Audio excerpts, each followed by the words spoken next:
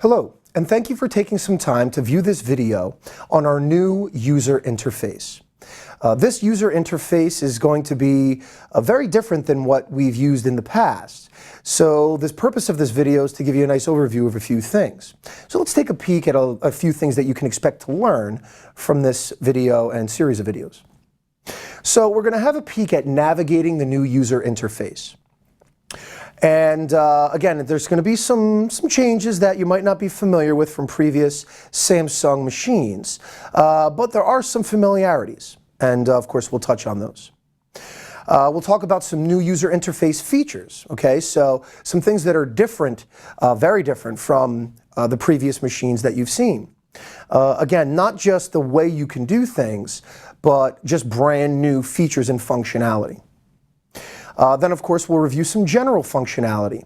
Talk a little bit about how you can make a copy, send a fax, some of your general functions that you can expect to use on a day-to-day basis. Then, we'll discuss our device management.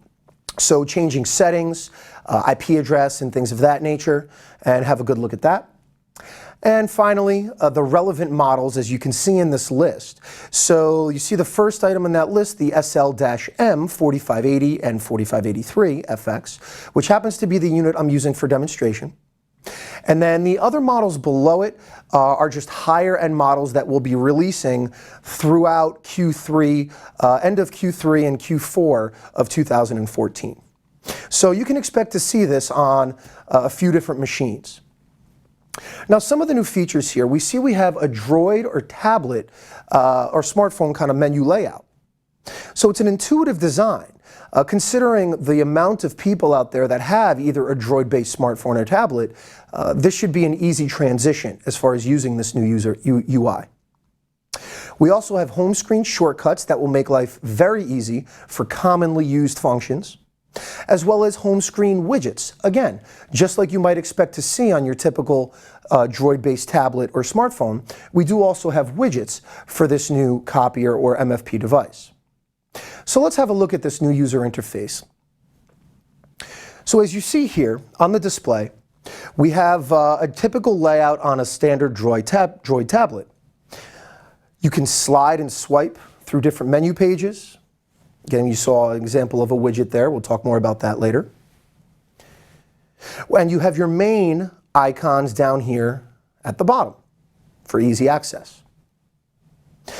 We also have, if you hit in the upper right, we have a drop-down, which will now allow us to adjust our screen brightness, clear any potential error codes that may be listed, see our toner levels, log in as an administrator or as a regular user, as well as a link to our settings. And these are active, so if I went to this warning, I can hit that, and it will now tell me, in this case, that my network cable is disconnected. I'll just hit my little home icon, and that will bring me back to my main home page. And I also do have that little back icon as well, again, just like you would see on your tablet. Furthermore, we have the apps section, which, again, you're not going to be able to play Angry Birds on this. However, you will be able to find certain address book, box, calculator, just some minor little apps that you wouldn't typically find on a copier. Some of these may be filtered out when it comes to mass production firmware.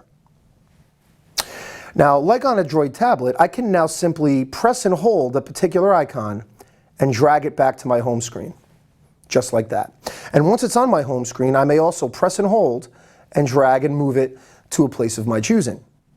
So from what we've seen so far, a lot of this should be very familiar to those of you out there with a Droid-based tablet or smartphone. So it makes life a lot easier to get used to this new display and ultimately using it in your day-to-day operations.